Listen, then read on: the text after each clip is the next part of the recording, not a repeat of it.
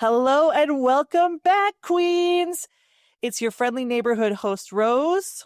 And I'm Patricia. Welcome back, Queens. So delighted to be back with you.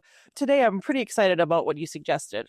So I thought that we could discuss the concept of playing games. And is it actually games, or is it stuff that seems like dry rules, but it actually stems from the deep philosophy of FDS? Absolutely. In fact, we were having just a little pre-show discussion about setting up what we were going to talk about. And Patricia was saying, like, we're going to have an argument. And I was like, are we going to argue, or are we really talking about the same thing? And she's like, well, arguing is how you get to like deeper truths. And that's what science does as well. Right. And then I was sort of reminded about my PhD is in an interdisciplinary one. Part of it is anthropology. And my therapist was always saying, Rose, take dating as an opportunity to apply this sort of anthropological lens. She was like, apply that sort of scientific perspective. The idea that there's not true objectivity, but try to use your subjective lens to drill down into deeper objective truths. Dang. I know, right? Oh, I love my therapist. I miss her because she was like, you're good to go. Like, if you want other therapists, help yourself. But I think we've done what we needed to do, which is a real achievement moment for me. But what does that mean? What it means is, like, instead of coming in with this idea that like everything that the person does to you is directed at you specifically, maybe consider that these are like broader societal and social behaviors that have been modeled and enacted again and again, so that for other people, it's almost like a script that they're reading through. And it's really not so much about you individually as it is about sort of like the collective dating rules that we apply when we're in these spaces. That is so interesting. I love that because you kind of started from the end. You kind of like reached the point already. Exactly. I'm going to let this be a tease. I want to start slower. I want to be sensual about it. I love it. Yeah. Let's take a sweet time. Because that's why I was so excited when you suggested this topic. I was like, yes, this was what she worked with me for many, many years to really deeply understand. And again, this is where FDS came in handy for me, because I was still very much operating in this like meta analytical high theory kind of understanding of things. And FDS was like on the ground, practical application. Like, this is the real world praxis. And finally, I was able to marry the two when FDS came into my life. That's so cool. Can you give an example? I will give an example. For example, my therapist was always like, I live in a major city. It's a really big city. And I was going all over the city to go on dates.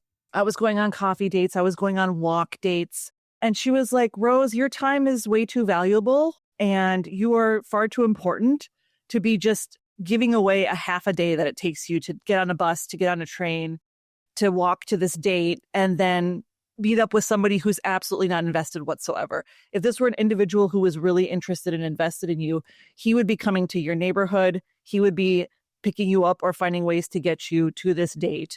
He would be doing much more than he actually is. And that's something that you need to start to value within yourself. And I was like, no, I think I was still in like the 50-50, like modern liberal feminism mode, where I was just like, no, this is what true equality is. I'm an independent woman, therefore. Yeah, I'm an independent woman. If I want him to make an effort, then I have to make an effort. And she would just like shake her head and she let it go. I love that. She like knew when she was beat. She gracefully retreated. But then once I finally got to find FDS, I was like, oh, I'm not doing any of this ever again. And that's when I finally started to have dates that were much more to my advantage, to my benefit. I think that's one thing that FDS is always trying to push is like, unless it benefits you, it's not worth your time. And ultimately, that's what she had been trying to tell me the whole time. Exactly. That's nice. Like, I wonder, was there like a specific thing that you read or heard that made you understand specifically that facet, that men should come to you or make it comfortable for you? It was the sheer volume, Patricia. Like, it was the sheer volume of posts and all of them saying the same thing. Again, that was like my anthropology cap, was like I was able to crowdsource like mass volumes of data on the FDS subreddit that I had never had access to before. So, like when you have to write an academic paper, you have to have like a bibliography. Yep. And you compose that bibliography after you've cast a wide net and you've read 10 or 20 times what actually ends up on the biography, right? Or the bibliography. I know that that's what you're supposed to do. I'm not the best at that. Sorry. Right. And so for me, it was like, oh, finally getting to see this vast amount of literature. That's how I sort of conceived of it in my head, was like, this is all, works cited that I had never been able to see before, and never on such a scale. And so I literally read the entire website when I discovered it. And I went and I read the entire handbook and started studying it, because I've always been a speed reader and I've always been an academic and a researcher. And I was like, if I'm going to understand this, like, I need to get to the very bottom of all of it. And the more I read, it was like a collective weight that finally crashed through this false bottom of liberal feminism that I had been grasping to. Oh my God, the wording now, that was like quotable. How do you say, the compounding weight that crushed through the invisible floor of your liberal feminism? Yes, that's what I said. That was amazing. Thank you. And I really resonate with that. Yes, that's the thing. It's like the power of words. When you can harness words for their true power, you can say with very few words something that is very powerful. And again, that's something that FDS again and again and again, it was like the women who would post, they weren't writing these screeds. They weren't writing paragraph upon paragraph. But what they wrote was so concise and so to the point. Like I said, it just really kind of brought down these barricades that had been so firmly entrenched in my mind. I totally hear you. And that was pretty much how it was for me too. I also, like, if I get onto something, I'm onto it. And indeed, like, that's the thing. That's what I want to convey today. Like, that this is a cohesive philosophy that can shine through in like small things that may seem like dry rules, but it's not. I don't know if you remember the book, The Rules. I think it was like early 90s or something. Does that ring a bell for you? It does? 100%. Yeah, that was annoying. I'm not going to talk about that too much. But basically, that was like a set of rules that you should always follow. That was a progenitor to why he's just not into you. And that whole movie. This is the direct lineage of all those books. Yeah, I know. Right? Is The Rules. In a way. But actually, he's just not that into you is, I mean, the movie in Rewatch is so cringe, but it does tell a very deep truth. It basically is, if he wanted to, he would. And The Rules is kind of like, always remain mysterious. But what I'm trying to say, like why I'm mentioning The Rules, is because it takes a lot of effort and mental labor. And like you feel like you're going against yourself when you're applying these rules. You're like, no, don't call him because like it feels laborious. And generally, I think like from my spiritual journey, that if like an explanation for something is like really, really huge and cumbersome and like takes a lot of effort to explain, that it's false. The truth is always simple and you always feel it when you hear it. You always recognize it. And that's, I think, the thing that you are describing with FDS, and also what happened for me, and also what happened for people who like the penny dropped for them, that there's like a thing and then you get entrenched in it. And then it's clear to you why you, for instance, don't double text and why you don't put effort into meeting a man, especially not on the first date. Like he should put effort into meeting you. So my gist today is that there are a few like FDS strategies that if you get FDS, you just employ them because you've already got it. But we want to make like some kind of entry level so that you can get it even if you don't feel like reading the whole handbook, and then maybe giving you a slice of the philosophy and some rules that you can follow, but not in a way of like carrying like a mental load of, oh, a podcast told me to do this, but rather like giving you a slice of the philosophy, showing you the logic behind some of these moves or strategies or games. And then you can just try it. You can just try it and see how it feels and see what kind of result it gets you. And then you can see, does the logic play itself out in real life? You know, I love how you talk about it from like a scientific analysis. Like that's what my therapist would say. She's like, go out there and experiment. This is just like trial research. Just go see, you know? And that was also helpful for me because I think I was so tied to the notion of like I somehow had to succeed or I had to prove myself, or my perspective was topsy-turvy. Instead of me being like, do I like him? At the time I was like, will he like me?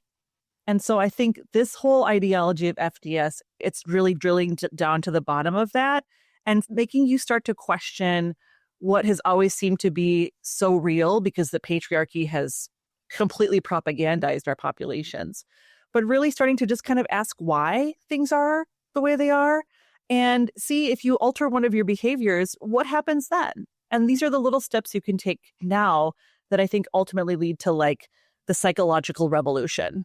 Yeah, absolutely. And it's not only a scientific approach, it's also like a meditation approach. It's also like an awareness approach. And like I'm now going through a rehabilitation from a serious injury. So instead of always trying to push my knee to be where it should be, I try to practice feeling how it is, doing something and seeing what the effect is in the moment, in the reality.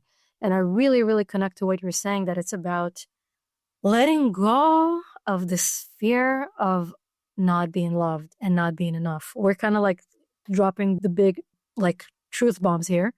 But this is in essence what it is. But this is like not super easy to just implement. So we're going to start with something simple. Like the framework I suggested for today is like, look at some simple rules or strategies or tactics or games, and then look at what's behind them. Fantastic. I 100% agree. Let's get going. Do you want to present the first example? Well, Rose was sharing with me that you were reading the handbook. Rereading the handbook, like rereading Harry Potter. What do you recall about maid guarding? The maid guarding was really helpful for me because, again, this was me being like, will he like me? Am I good enough? And what it really reminded me was like, this goes back to the animal kingdom. You know, if a male animal feels possessive or proprietary towards their mate, they will do everything in their power to make sure that their mate's attention and energy is always on them and directed towards them.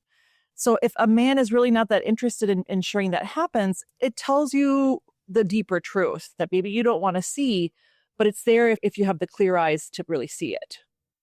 Well said, 100%. So that's exactly it. Like, generally speaking, men are supposed to be mate guarding. They're supposed to, even in human societies, like if there's a girl that a guy wants, he should be the one that's like prowling on her, protecting her, making sure that she knows and everybody knows that he's into her and he's dating her and nobody else can touch. But then what happens when we become pick-me's, which welcome to FDS is like, I guess, an FDS term, but I think broader. Basically, a pick-me is a girl that is saying, pick me. And then she's reversing the maid guarding role. And a small slice of reality in which this comes through, but it's an important one, is how women in today's like dating or whatever dynamics, they sometimes say to the guy or like ask the guy, oh, what are we? Or like, where do you see this going? And here comes the rule. Here comes the dry rule that if you don't hear anything like behind it or after it, it sounds stupid or ununderstandable or like you're trapped in a cage and you can't do what you feel like doing, which is asking the guy, what are we? Where's this going? And this is such a deep thing for us because I want to be held. I want to be appreciated. I want to feel loved, not only be loved, but feel loved. And sometimes that either takes time or that is just not apparent in reality. And then instead of letting the man play his role, which is at some point asking you if you guys are exclusive. This is the thing. This is the strategy. The strategy of FDS, don't ask a guy to be exclusive because that needs to come from him. Like if this is a text, this is the bold part. But this is like, if I had just heard this, like out of context, I would go crazy. But the thing behind this is that you're not supposed to try to hold him down. He's supposed to try to hold you down. Right. Exactly. I think a lot of the mentality of like, it's fine if you want to ask him, or like, you can also be somebody who's, driving the boat. That's not what we're coming at it from. We're not being like, you're supposed to be passive. What we are pointing out is that women so often have to take the lead in everything in their lives. If he is not going to take the lead in this with your relationship, he never will in any other facet of the relationship. And ultimately that leads to your dissatisfaction. And that's what we want to avoid, I think you brought up such a deep thing that is in a way conveyed through a lot of these rules and even the original book, The Rules, which is that women are supposed to be passive or something. And That's not exactly true, but there is a facet to it that is true. It's not exactly about being passive, because I think women can be in their element and be very feminine and still be active in a way, but the active there is not necessarily leading. Like, we can be active in directing. I think that's really important. Like, if you're, for instance, like, I'm seeing somebody at the moment and he's like slow texting, in his perception, it's okay to make a plan for the weekend on Friday. I really don't like it and I see it as disrespect. So one time after I got really pissed off, I told him like that I don't like it and I want to be made plans with by Wednesday or Thursday morning tops. Thursday morning is the deadline. And it took me a while to like figure out like, because on the one hand, it's like, okay, if he's not asking you out by whatever day you decided that he should ask you out, then you shouldn't go out with him, right?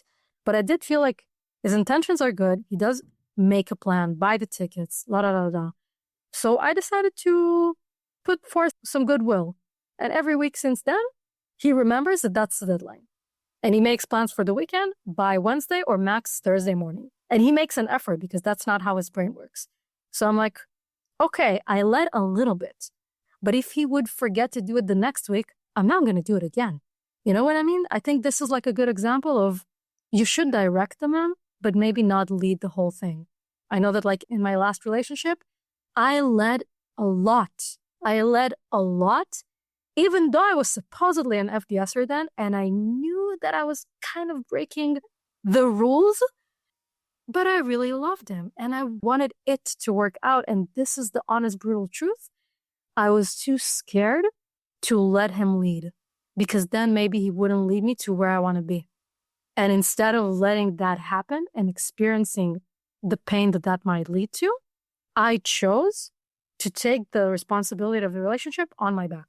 And that is wrong. That's not why the relationship ended. But basically, like if I look back, I know that that was wrong. And I know that it's not a strategy. This comes from such a deep, deep place. Like I said, again, it's like, if you don't carry this on your back, then what might happen? And this is the point where it is kind of passive. Because in a way, you kind of need to let go and see what happens. And this is really scary. And this is exactly what is behind the need or the want or the desire to ask, where is this going? Because you want to know where it is going. But you can't know. What tells where it's going is the person's behavior. Exactly right. And that was a fantastic example, Patricia. That could not have been a better example because I'm sitting here thinking, thank you. Yeah, I'm listening to you and I'm like, wow, would I have ever pre-FDS or even like in my early years of FDS, would I have ever been able to say like, hey, if I don't hear from you by Wednesday about weekend plans, like it's just not going to happen. But now I'm like, of course, it's easy. I would not think twice about saying that. I'd just be like, hey, my weekend, I have to know what's going on a couple days in advance. If you want to do something, just let me know. Right? It's actually very simple to say it. And often they are very eager to have sort of parameters put into place because listen, it's not like they are these all-seeing, all-knowing individuals either. Like each one of us is an individual person. They are trying to get to know you if that's what they actually want. And that's another way that they can show that they actually want to get to know you is they're listening and they're receptive to what you indicate are important values and boundaries for you. I think something that is really hard for women. And also if you do what Patricia was talking about doing before, like you're taking the lead, you're doing all this work, it leads to long-term resentment because women have to do everything everywhere else. So here's just one more area where it's more work, it's more labor, it's more time and energy, and you never get a fucking break. And I think this is an area where because we've had to become so independent in so many ways, to our benefit, right? But because of that, this sort of overcorrection is now it's very difficult for us to receive, to be receptive.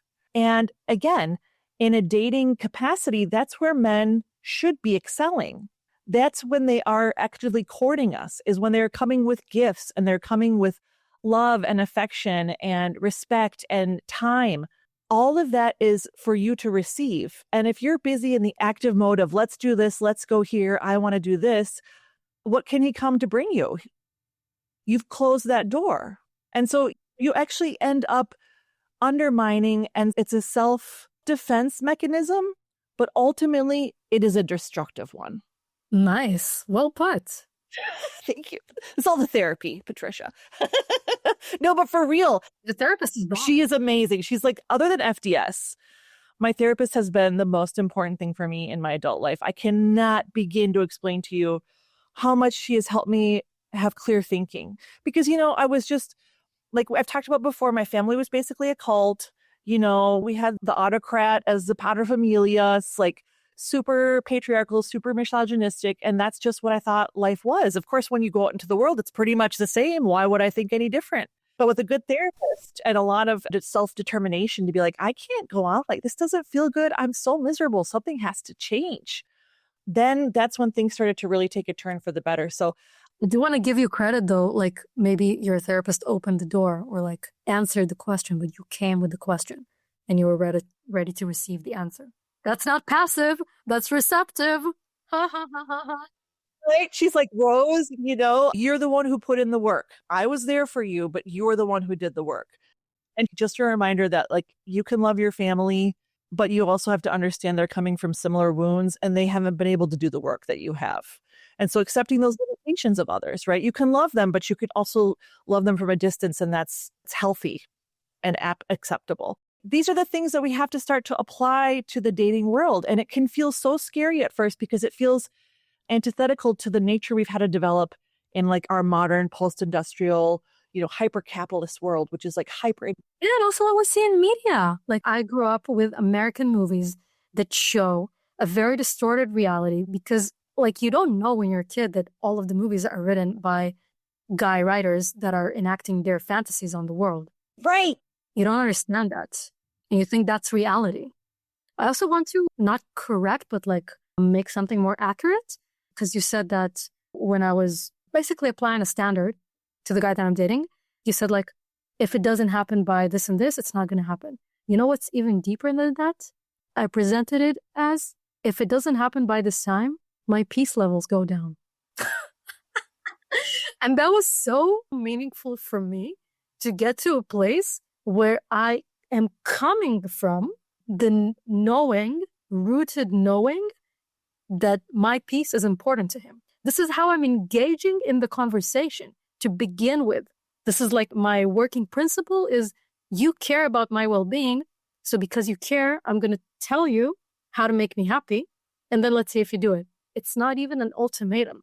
It's just like, I literally said my peace levels go down if I don't know what I'm doing like on the weekend by Wednesday or Thursday morning. That wasn't necessary corrective. That's even more profound. You're absolutely right.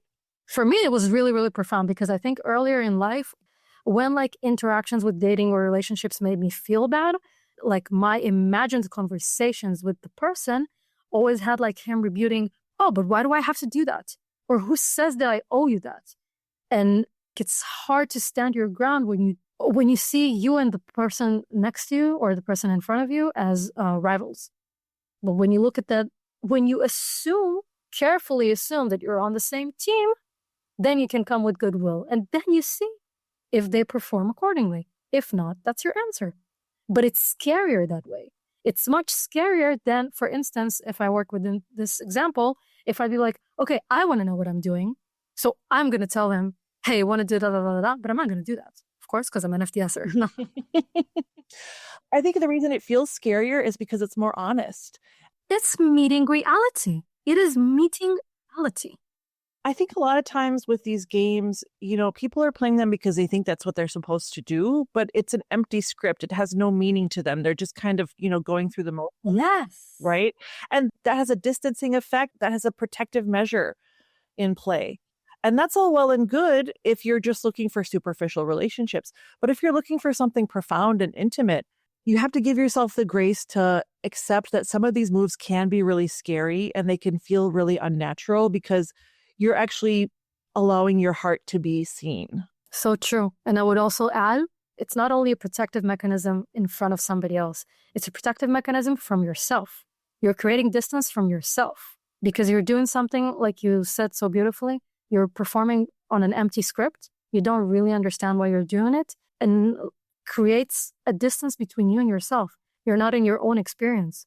It just sucks to live life like that. It does. And I think this is the next point that Patricia had wanted us to go over. I think it flows into it really well, which is, one of the reasons why this is so important is because if you're the one being the active partner or the one who is, setting all the plans and doing all the labor, it often is much easier for men to just go with the flow.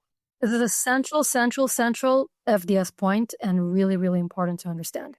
This is a systemic, rooted, natural or societal difference between men and women. It's easy. Like, ask your guy friends. So I'm going to start with a flat rule.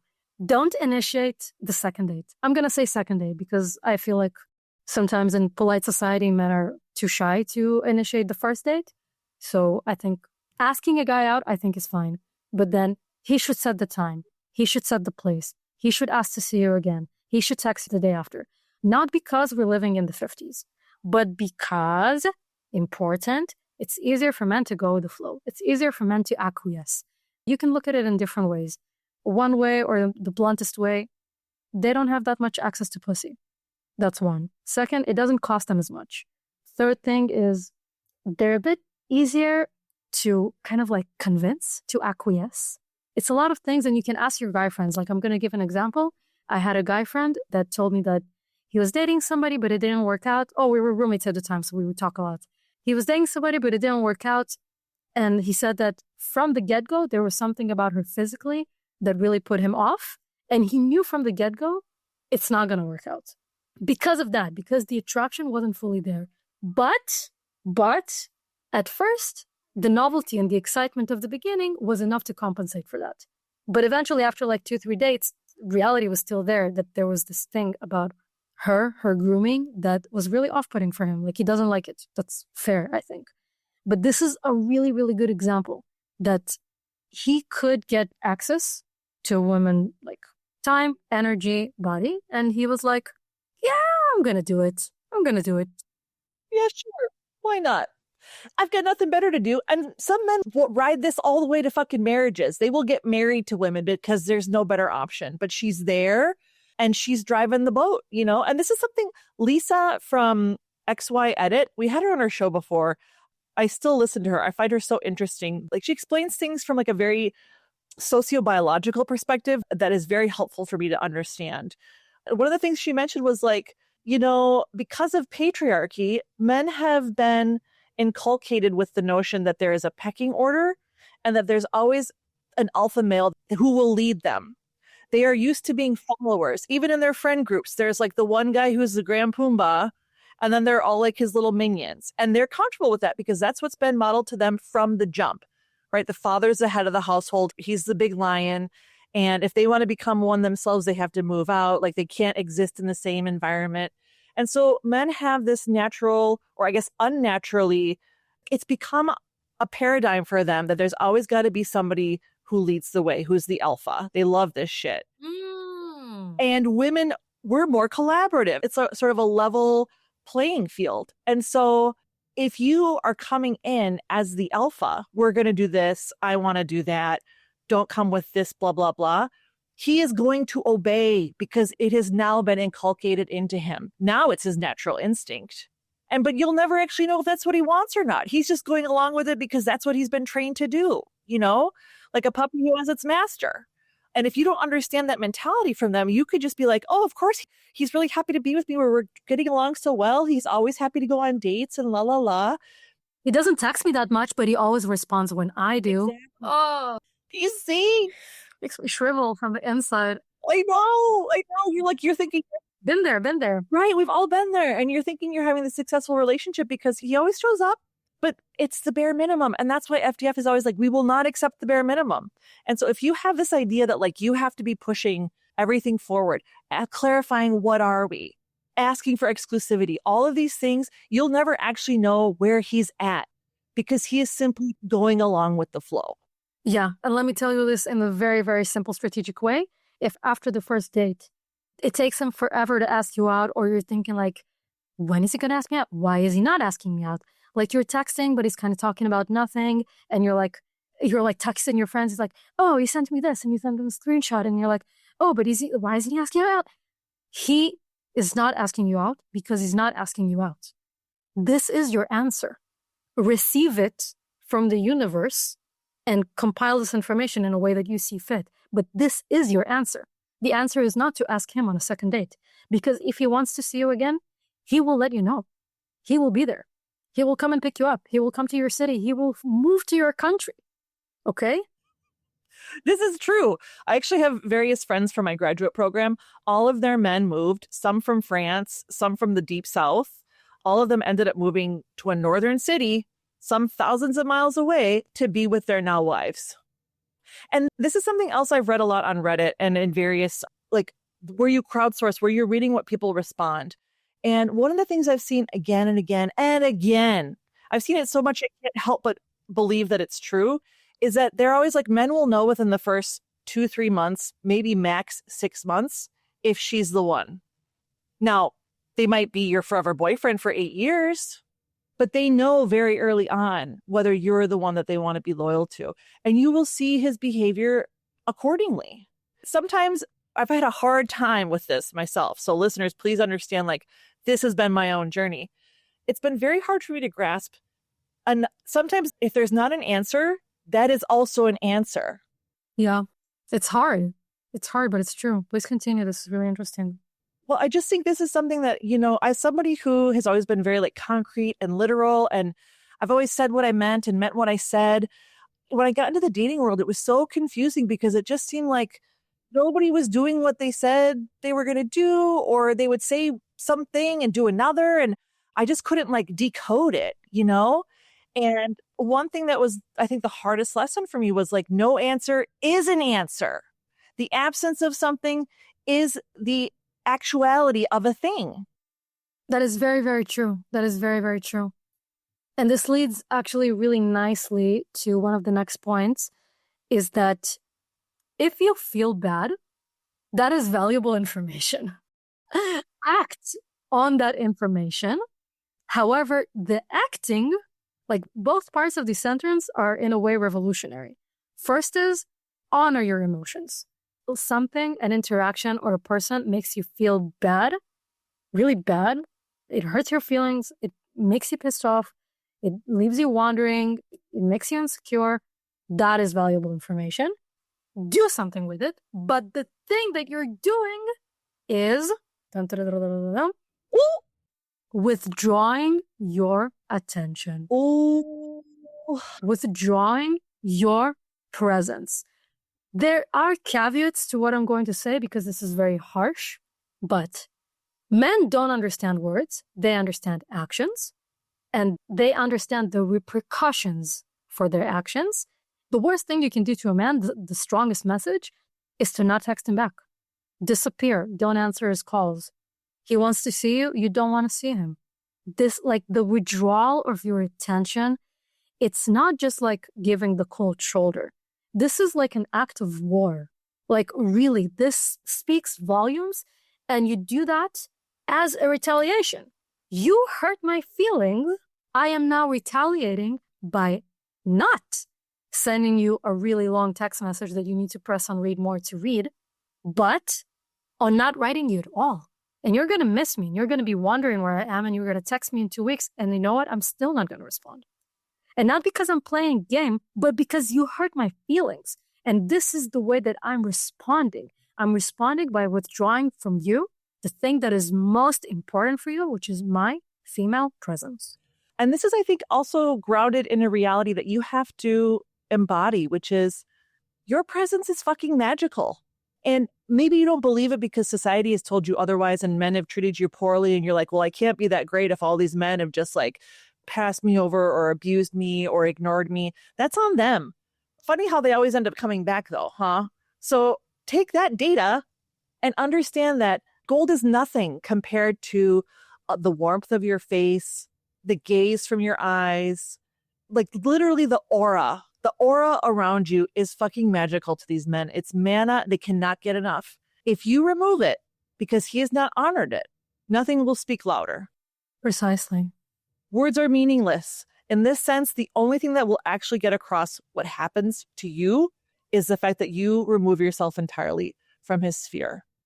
Yeah, I will say, first of all, that was really well said. And all of this is very, very true for serious cases. Like if your feelings got hurt, if somebody disrespected you, if you told somebody something that was important for you twice, like once, twice, thrice, if you're in a relationship and this is like a recurring topic and he's still doing it, this is bad.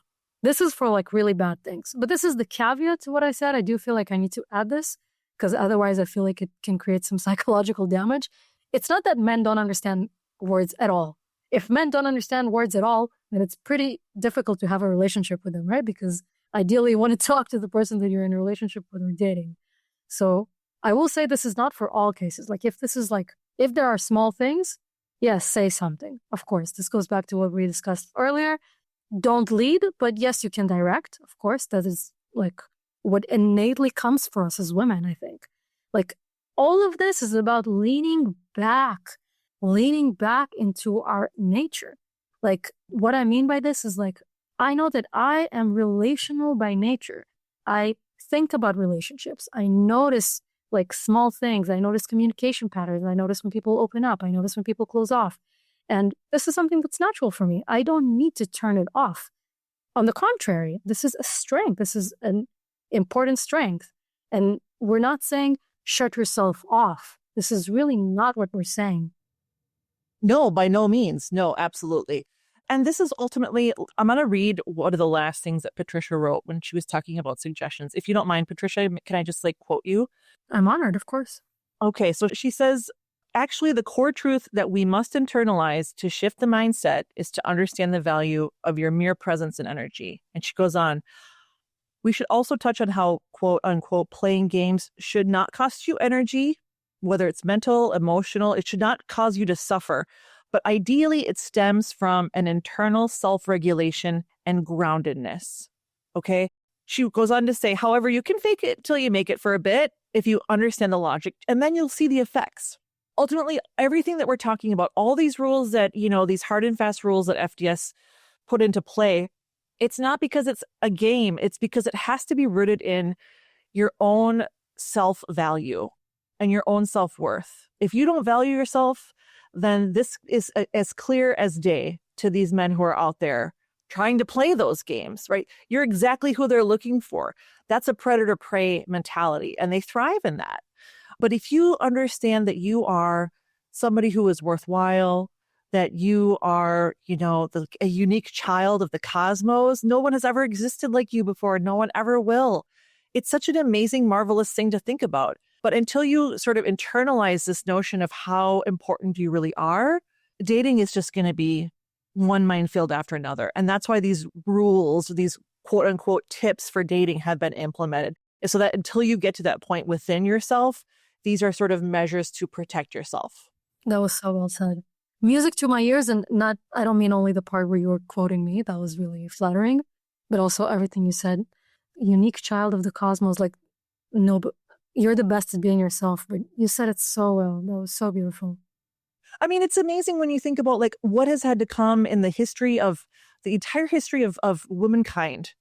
However many billions of people have ever existed, and yet you are still unique amongst trillions. It really is something to make one marvel. And I have to remind myself that too. I'm always like, whenever I start to get down on myself, I'm like, girl, like you are a product of millennia of evolution. And here you are in this wonderful world today. And we're not going to waste our time on, these piddling notions of, oh, I've got cellulite, or, oh, my stretch marks, or, all of these things that like marketing is trying to convince you, make you less of a worthy individual.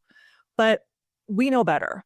And we want you to know better as well. And so that's why these sort of rules exist. It's not because it's some game that we're playing. It's because until you can get to that deeper understanding and appreciation of yourself, these are things that will make sure that the low value or no value men or the fuck boys are kept away. It's there to protect your own energy so that you can actually find someone who values you for who you are. Yeah, that is really true. And I also want to add that sometimes our behavior dictates what kind of dynamic will be created. Like also, we don't know when we meet somebody what kind of value he has. Okay, I'm going to step into parentheses for a second and establish this definition that we're using, which is low value, negative value, high value man. In all of FDS contexts, and this was also like said in the Reddit many, many times and also on the podcast, the value is the value that it adds to you. If you think back about leveling up, is to create a baseline for yourself that is like you have a good life. Yes, you want to be in a relationship. Like we are female dating strategy. We're not separatists, but you are happy on your own. And then from there, a man can add value to your life. I'm just going to throw out like two opposite examples. If you're like a really high earner and your job is really busy, you're super focused on your career and you're like a huge hotshot. And what you want is somebody to share your time with and for him to take care of your house and put gas in your car. That really based Queen Judge that was on the show. If that's the kind of value that you want to add to your life, that man should add value to your life. Your life should be better with him than without him, simply put. It can also be like, if you want to be a housewife, if you want to sit at home and, I don't know, do your nails or write in your journal and for somebody else to make the money, up to you. If you want to do that, feminism means I don't have a say about it because you're an individual and you can do whatever you want, even though you're a woman. I just gotta say, like, my brother asked me like a few months ago, what do I think about like Sydney Sweeney walking around with like a very revealing dress and how does that compile to my feministic view? I was like, I'm a feminist and that means she can do whatever she wants. It means jack all to me. You can be walking around naked. I don't care. I don't get to say what she needs or needn't do because she's a woman. That's what the feminism is. It was like, interesting. Tell me more. That's fantastic. Yeah, he's a kind soul. That's what's so alien to men, and it's why they often speak so derogatorily towards feminism, is because, you know, it's always been a patronage system. It's always been a vassal system when it comes to women. The term has been hijacked. I never call myself a feminist outside of FDS because the term has been hijacked. Which is always a classic psyop. That's a classical psychological maneuver, you know, to undermine and to disperse forces that are gathering collectively that actually present a threat to the existing power structure. Okay. I mean, I remember growing up, my father was obsessed with Rush Limbaugh. I cannot tell you how many hundreds of hours I had to listen to Rush Limbaugh in the car. I could not. To what? Rush Limbaugh was like the early Alex Jones, Trump, like all of this is. Oh, God. Yes, he was like, I know it was awful, but that's why I understand so much of the mentality because I just had to listen to everything. And when you're in a car, away, you know? And I'll never forget when he started to call women feminazis. And I was like, wow. As a teenage girl, I was like, wow, that sounds terrible. Like, what could be worse than a feminazi? Well, oh my God. Like, Nazis are bad. Feminazis, wow, it's even more worse. You know? That's my language. I was like, I got to get a handle on what things mean because I really saw the power of how words can twist and pervert, you know, things that are actually quite healthy and good, right? But in any case, having to hear this when I was very young made me realize like, oh, this is how they get you and this is how they convince you that there's no merit to anyone else's argument. Like they're a Nazi, so it has to be bad. So where was I going with this? I don't know if there's an actual point, but I think the whole point is like, listen, we have to understand that a lot of people misunderstand what feminism is about, a lot of men especially. And this is what happened. And this is why FDS subreddit got brigaded and shut down, was because men were so mad, incels especially, at how powerful our message is and how much it puts the value back onto yourself and your own world. If he cannot contribute to that, he is not allowed into your world. And there is nothing they want more than access to women they don't deserve. Yeah. There was like, what? We need to be attractive to women? This is bullshit. Burn them. Burn them. We need to wash our face? What? So I'm going to go back to my parentheses and then I have like a more, I guess, deeper message. So to finish the parentheses, basically when we're talking about zero value, negative value, and high value men, it's what the value that they add to you. One woman cannot assign a value for somebody else's man, right? This is what we're trying to say. And like a good example of a negative value man, oh, I forget the name, like Savannah, they did a really nice episode about like the Russian Tsar family that like was the end of the Tsarism. And then like the whole family was killed. And so they were like, he's a negative value man. Because like, all the women that were associated with him lost their fucking lives. Same with Marie Antoinette. Why is Marie Antoinette the villain when it was her husband who was the king who got their entire family killed? Do you want to do an episode about that? Because I don't know a lot about that. Actually, that might be a really good episode. Huh. We'll think about that. We'll put a bookmark in that. Actually, write in the responses, write in the notes. We've been reading everything that you guys respond to. We don't know what's going on with the FDS forum. Quick aside. We don't know what's going on with the FDS forum right now. It's not shut down.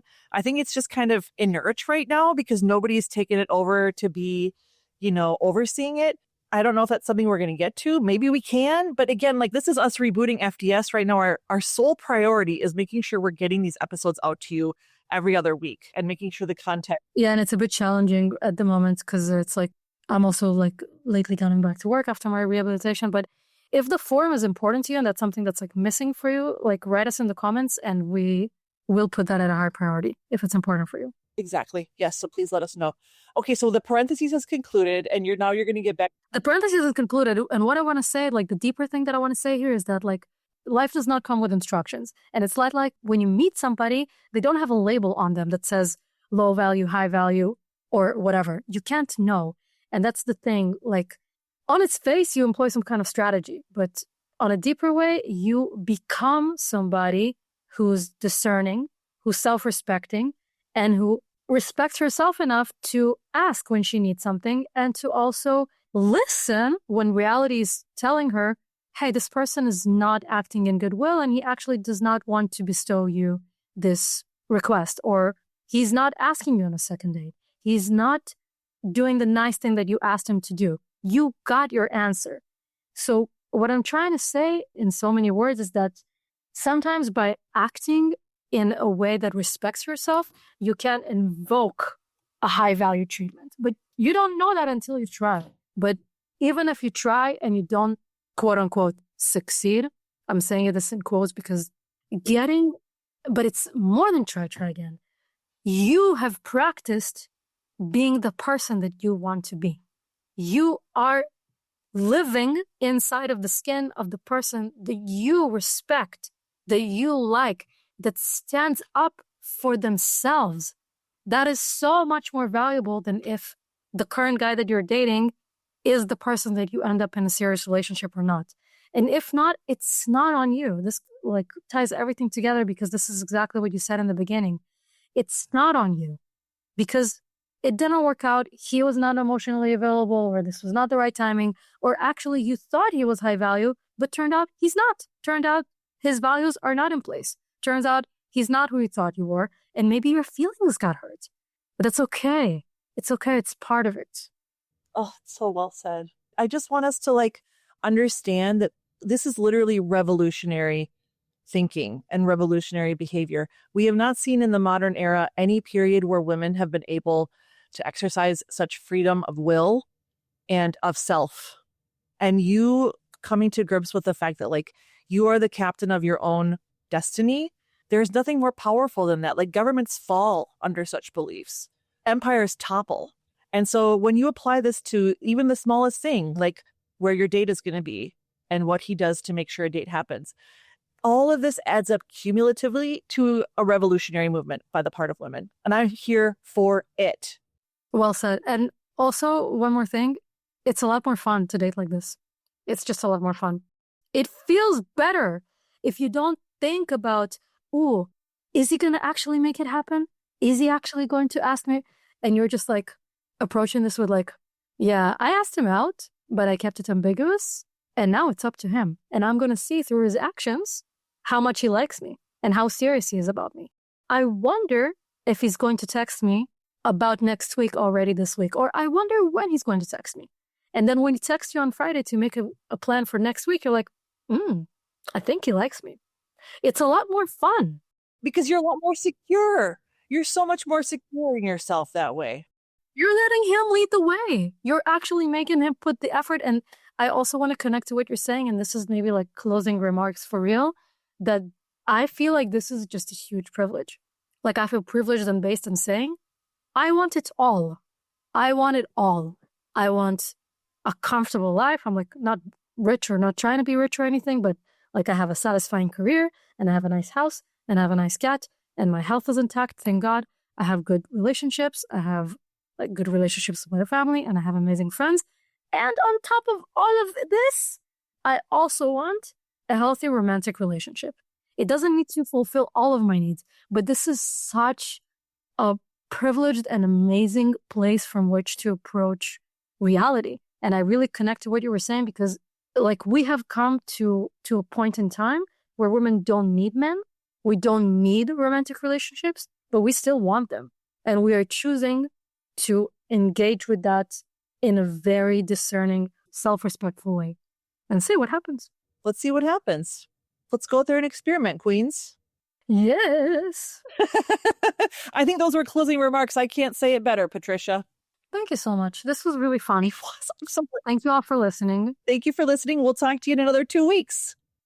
We will see you in 2 weeks. And if any scrotes are listening, step up and die mad. Die mad. Until the next time. Bye, Patricia. I kind of feel like I also want to, like, since we're like bringing everybody into FDS and like we're supposedly starting the conversation anew, why do we say die mad? Sorry, I'm getting like self-philosophical, but I'm going to say it. Like, if scrotes be mad, what are scrotes? Scrotes are really low value men. Scrotes are basically men that the entirety of their value is as good as their scrotum sack. Like, that's pretty fucking bad. For me, it's men who hate women. That's what a scrote is, and the world is teeming with them. That's exactly it. And that's exactly the kind of men who would call women feminazis, or the kind of men who try to get like the original Reddit FDS queens dead. Banned. Or worse. Yeah. Yeah, I mean, they were getting death threats daily. And like the reason that we're saying scrotes die mad is like scrotes be mad because they cannot get access to us, to female energy and presence. And you know what's going to happen with them? They're going to stay alone and they're going to stay mad and they're going to die mad. This is why we say this. And this is their fate, and this is their self-directed fate. They could change that at any moment in time, but they don't, because that's how much they'd rather hate women. And we're not about that life. Exactly. So they get selected out of the gene pool. That's right. So they get to die mad, and we'll always remind them of that at the end of every episode while we live well. Like the queens that we are. Okay, Patricia, thanks for that clarification. Talk to you soon. Cheers. Bye.